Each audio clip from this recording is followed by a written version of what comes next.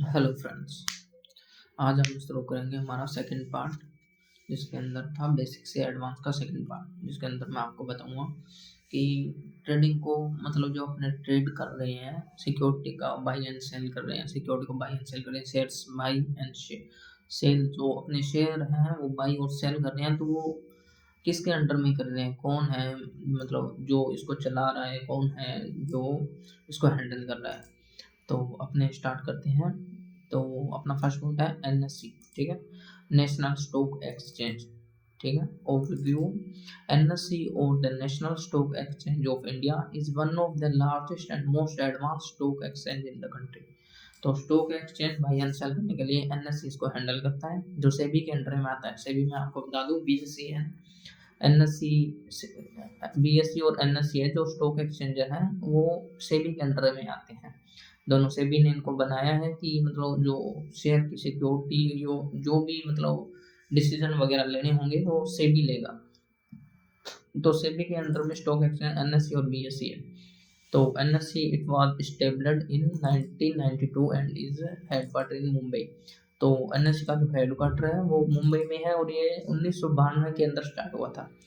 और इसके की फीचर देखते हैं। NSC is now for its electronic trading platform provide a fully automated screen-based trading system. It offers a wide range of financial instruments, include equities, derivatives, and debit and currencies. तो इसके feature ये हैं कि ये एक electronic trading platform provide करवाता है, जिसके अंदर अपने जो देखते हैं ना कि मतलब कैंडल स्टिक, जो कैंडल बन रही है चार्ट के फॉर्म में जो भी देखते हैं, तो ये अपने को क्या करता है कि इलेक्ट्रिक फॉर्म में शेयर्स हैं वो बाई एंड सेल करते हैं अपने। तो जो अपने देखते हैं डिजिटली जो अपने करते हैं वर्चुअल रूप से, उसको इलेक्ट्रॉनिक फॉर्म बोलते हैं। तो इसके अंदर आते हैं इक्विटीज भी होती है, डेरिवेटिव्स होते हैं, डेरिवेटिव्स और करेंसी के अंदर अपने है जो शेयर या ट्रेडिंग कर सकते हैं, ठीक है। और इक्विटी क्या होती है, डेरिवेटिव्स एंड करेंसी, इसके बारे में हम अगले पार्ट में पढ़ेंगे। तो बीएससी सेकंड पार्ट है इसका। बीएससी एक एनएससी है, एक बीएससी। बीएससी है जो बॉम्बे स्टॉक एक्सचेंज, ये एनएससी से पुरानी है, मतलब एनएससी से पहले आई थी बीएससी। तो बीएससी एनएससी से पहले रजिस्टर्ड हुई थी। इसके फिर इसको मैनेज करने के लिए बीएससी पे मतलब काफ़ी वर्कलोड ज़्यादा हो गया था, तो इनको एक मैनेजमेंट करने के लिए, एक मैनेज करने के अच्छे तरीके के लिए एनएससी को और बनाया गया था। तो ओवरव्यू देखते हैं बीएससी का। BSC also known as a Bombay stock exchange is one of the oldest stock exchange in Asia and often refer to the BSC India, ठीक है। बीएससी है जो ओल्डेस्ट है, मतलब एनएससी इसके बाद आया था। बीएससी ने ही एनएससी को बनाया था कि इसके जो स्टॉक्स हैं जो भी मतलब इन्होंने मैनेज करने के लिए अपने मतलब एनएससी के अंदर क्या रहेगा, बीएससी के अंदर क्या रहेगा, तो ये मैनेजमेंट करने के लिए इन्होंने एनएससी बनाया था। तो स्टेब्लिश देखते हैं। Establish in the 1875 BSc headquarter in Mumbai. तो इसका भी हेडक्वार्टर मुंबई में ही है, दोनों सेम ही है, सेम ही जगह है मतलब। और 1875 मतलब ये है जो एनएससी से पहले आया था बीएससी, तो ये आया था 1875 के अंदर। तो इसके की फीचर देखते हैं। BSc provide a platform for trading in equities, debit and instruments, derivatives, mutual funds and currencies. Now for the Sensex, important stock market index in India that reflect the performance in 30 largest companies listed on the BSE। तो 30 जो largest company है, बहुत बड़ी company है, वो इसके अंदर listed थी।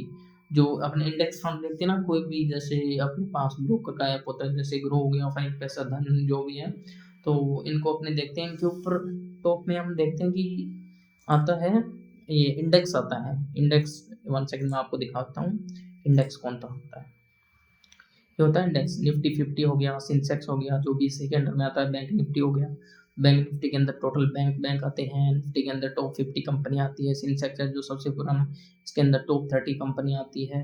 तो ये चीज़ होती है, ये इंडेक्स होते हैं, ठीक है। इनके अंदर मैनेज की हुई है कि टॉप जो अच्छा परफॉर्म करेगी वो टॉप 50 कंपनियां वो इस फंड में आएंगी, निफ्टी 50 में आएगी। सेंसेक्स में टॉप 30 आएगी। बैंक निफ्टी में केवल बैंक आएंगे, जो अच्छे परफॉर्म कर रहे हैं वो बैंक आएंगे। फिर अपने आगे बढ़ते हैं, ये देख लिया। इसके बाद आगे बढ़ते हैं वापस नोट्स पे। Stock market basic in India, primary and secondary market. Market दो टाइप के होते हैं, primary market and secondary market. तो मार्केट कहीं से तो स्टार्ट हुआ ही होगा ना, ऐसा तो है नहीं कि मतलब सीधा ही अपने सिक्योरिटी का एक्सचेंज कर रहे हैं, बाई कर रहे हैं, सेल करते हैं, ऐसा नहीं होता। कहीं से तो स्टार्ट होते हैं ना कोई चीज़ है जो कहीं से तो स्टार्ट हो रही है, जीरो से स्टार्ट होती है, ठीक है। तो जीरो से जब स्टार्ट होती है ना, तो वो प्राइमरी मार्केट के अंदर होती है। तो प्राइमरी मार्केट की डेफिनेशन देखो, the primary market is in India where then new securities such as stocks and bonds are issued and should the first time by companies and raise the capital, ठीक है।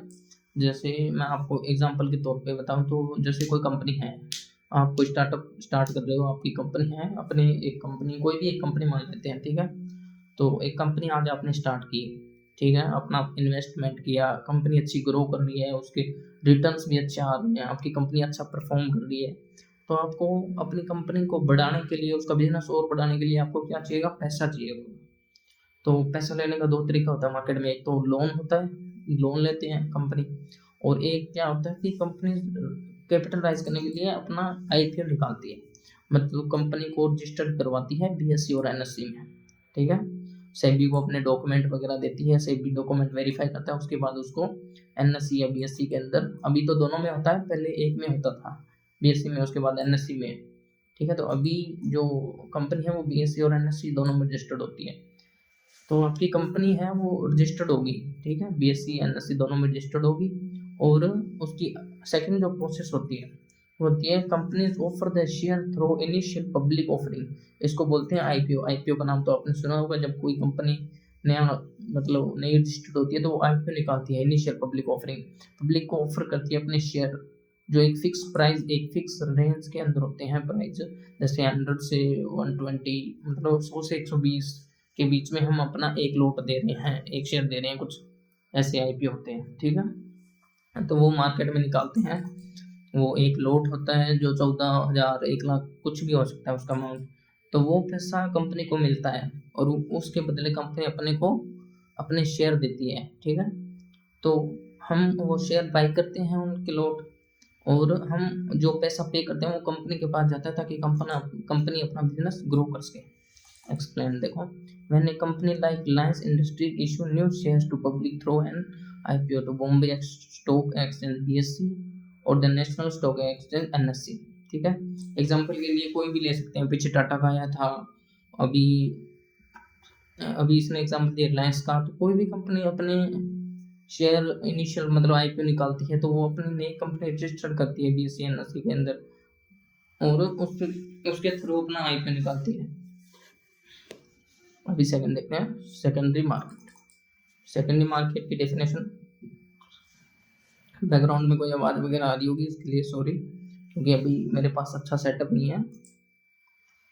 तो secondary market देखते हैं, और ना ही अच्छा मेरे को ये एक्सपीरियंस है वीडियो वगैरह बनाने का, पर जो मेरे को आ रहा है वो मैं आपको जेन्युइनली वो चीज़ें बता रहा हूँ, जो मुझे आ रही है वो मैं आपको सिखा रहा हूँ। तो साथ मिलके सीखेंगे, साथ मिलके बढ़ेंगे। तो सेकेंडरी मार्केट देखते हैं। Definition: the secondary market is Indian is where existing security providers issue in the primary market are trade among investors, ठीक है। सेकेंडरी मार्केट में क्या होता है, फर्स्ट मार्केट में ये था कि कोई आईपी निकलता है। 1 सेकंड में आपको आईपी दिखाता हूँ कि आईपी होता क्या है, आपके मतलब ऐसे मन में रहेगा कि आईपी क्या होता है, वो चीज़ मैं आपको दिखाता हूँ एक बार। तो ये है ग्रो का प्लेटफॉर्म डैशबोर्ड है, उस पर ये देखो, ये आपको आईपीओ दिख रहा होगा, ठीक है। अपने आईपीओ पे जाते हैं, ये देखो, ये 4 कंपनियां हैं जिन्होंने अभी रजिस्टर किया और अपने आईपीओ निकाल रखे हैं, जिनकी प्राइस रेंज है 295 से 311, ठीक है, 295 से 311। और कैपिटल स्मॉल फाइनेंस बैंक इसने निकाला है अपना 445 से 468। तो जैसे ये बैंक है तो इस पर अपने क्लिक करेंगे तो 14,240 रुपये में 32 शेयर आ रहे हैं, मतलब एक लोट मान सकते हैं इसको। तो जो पर शेयर है वो 445 से लेके 468 रुपये के बीच का है, ठीक है। एक लोट साइज है वो 32 शेयर का है। तो एक शेयर 445 से लेके 468 की आपकी बिड लगेगी कि आपने, हाँ भाई मैं 468 से 445 के बीच में इसका एक लोट बाई कर रहा हूँ पर शेयर के हिसाब से, ठीक है। तो इसने इशू किया टोटल अपने 523.07 करोड़, ये लोट है, जो शेयर्स हैं वो अपने इतने इशू किए इसने। तो इस हिसाब से इसको मतलब पर शेयर पे 445 से 468 रुपये मिलेंगे। तो इसके देख लेना आप मल्टीप्लाई करके कि कितने रुपए कंपनी को नीड है तो उसने कितना इशू किया है अपना, तो ये चीज़ होती है। और जब ये ओपन होता है तो इसकी जीएमपी वैल्यू वगैरह देख के हम ये अनुमान लगाते हैं कि आईपीओ कैसा रहेगा, कैसा इसका रिटर्न आएगा। जब ओपन होगा तो ये 500 पे होगा, 600 पे होगा, कितना परसेंट रिफंड आएगा, मतलब रिटर्न आएगा, आपका अमाउंट है जो डबल होगा, ट्रिपल होगा, या फिर कितने परसेंट उस पर आएगा। चलो अपने वापस चलते हैं, ठीक है। प्रोसेस देखते हैं। Investor buy and sell share of already listed company through stock exchange. जैसे ही प्राइमरी मार्केट से आईपीओ जैसे हमने आईपीओ बाई कर लिया और जैसे ही वो आईपीओ ओपन होंगे, ठीक है, तो वो आ जाते हैं सेकेंडरी मार्केट के अंदर। अगर आपने आज कोई चीज़ खरीदी है तो कल आप उसको बेचोगे भी ना, क्योंकि आपने कोई चीज़ 5 रुपये पे बाई की है, उसका कल प्राइस 7 रुपये हो गया, तो आप सेल करोगे। तो कोई जब सेल करेगा तो कोई बाई भी करेगा, कोई अगर बाई कर रहा है कोई सेल कर रहा है सामने से, ठीक है। तो ऐसे होता है, जैसे मैंने 5 रुपये में कोई चीज़ खरीदी तो वो 7 रुपये हो गई, तो मैं तो अपना प्रॉफिट निकालूंगा ना, 7 रुपये पे बेचूंगा, तो कोई 7 रुपये पे बाई करने वाला भी होगा। तो ये जो बाई एंड सेल होते हैं ये होते हैं सेकेंडरी मार्केट के अंदर। जब प्राइमरी मार्केट से आईपीओ निकला और निकलने के बाद जैसे ही प्रॉफिट आए लोग बेचेंगे, वो सेकेंडरी मार्केट में आ जाता है। बाई और सेल ये चीज़ें चलती रहती है प्रोसेस, किसी को नुकसान हो रहा है, किसी को प्रॉफिट हो रहा है, तो ये चीज़ें ऐसे चलती रहती है रेगुलरली। अब देखते हैं example. Investor trade share of companies like Tata consultancy service, TCS बोलते हैं जिसको, काफ़ी बड़ी कंपनी, नाम तो आपने सुना होगा, और HDFC bank of the secondary market, ठीक है। तो ये एग्जांपल है, टीसीएस कंपनी ले लो, एचडीएफसी, रिलायंस, बहुत हो गई, बहुत सारी कंपनी है जो अभी सेकेंडरी मार्केट के अंदर है, ठीक है। बहुत कंपनियां हैं जिनके मतलब आप नाम भी नहीं पता होंगे आपको। तो ऐसी कंपनियां होती हैं जो जिनके शेयर ओपनली अपने से सेल एंड बाई कर सकते हैं ना, तो वो सेकेंडरी मार्केट के अंदर आता है। इसका की पॉइंट देखते हैं। The security and exchange board of India, SEBI regulation both primary and secondary market in India. तो सेबी इन दोनों को हैंडल करता है। सेबी है जो SEBI exchange board of India है, तो एनएससी बीएससी को दोनों को यही हैंडल करता है। The SEBI, the BSC and NSC are the major stock exchange where secondary market transaction take place, ठीक है। ये मेजर स्टॉक एक्सचेंज है, एनएससी और बीएससी के अंदर होते हैं, सेकेंडरी मार्केट में भी, ठीक है। तो ये चीज़ होती है, ठीक है। अभी अपने दोबारा इसको एक बार ओवरव्यू देखते हैं, दोबारा रिपीट करते हैं। तो एनएससी बीएससी है वो सेबी के अंडर में आते हैं। सबसे पहले बीएससी आया था, बीएससी ने एनएससी बनाया ताकि काम वर्कलोड ज़्यादा ना हो। वर्कलोड अगर हो गया है वर्कलोड तो उसको मैनेज कैसे करें, तो बीएससी और एनएससी बनाया गया। पहले कंपनियां जो रजिस्टर्ड होती थी वो बीएससी में होती थी, अब एनएससी एंड बीएससी दोनों में होती है। और फिर आया स्टॉक मार्केट, फिर मतलब स्टॉक मार्केट देखते हैं सेकंड। तो स्टॉक मार्केट में दो टाइप के मार्केट होते हैं, प्राइमरी मार्केट और सेकेंडरी मार्केट। प्राइमरी मार्केट में होता है जब कोई नई कंपनी है उसको पैसे की नीड हो, या फिर अपना बिजनेस ग्रो करना हो, और या अपनी कंपनी को मार्केट में उतारना हो, तो वो क्या करती है, सेकेंडरी फर्स्ट प्राइमरी मार्केट के अंदर अपना आईपीओ निकालती है, इनिशियल पब्लिक ऑफरिंग करती है, उसके थ्रू उसको पैसा मिलता है और वो अपना जो अमाउंट है उसको इन्वेस्ट करती है अपने बिजनेस पे। और वही आईपीओ ओपन होने के बाद जब वो शेयर बाई एंड सेल करते हैं तो वो सेकेंडरी मार्केट के अंदर आ जाते हैं। और सेकेंडरी मार्केट के एग्जांपल अपने टीसीएस, एचडीएफसी देखिए। 1 सेकेंड मैं आपको दिखाता हूँ एचडीएफसी।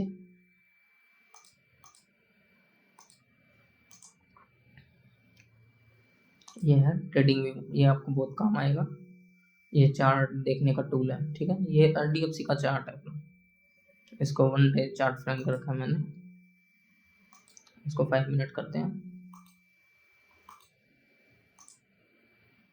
तो ये है एचडीएफसी का चार्ट, ठीक है। इसमें मतलब प्राइस कब उठ रही है, कब गिर रही है, कब मतलब किस टाइम इसने अच्छे रिटर्न दिए, किस टाइम इसने मतलब अच्छे रिटर्न नहीं दिए, किस टाइम इसमें सेलिंग आई, किस टाइम इसमें बाइंग आई। ये चीज़ अपने आगे पढ़ेंगे कि कौन सा पैटर्न बन रहा है, चार्ट पैटर्न वगैरह, ये सारी चीज़ें हम आगे पढ़ेंगे, ठीक है।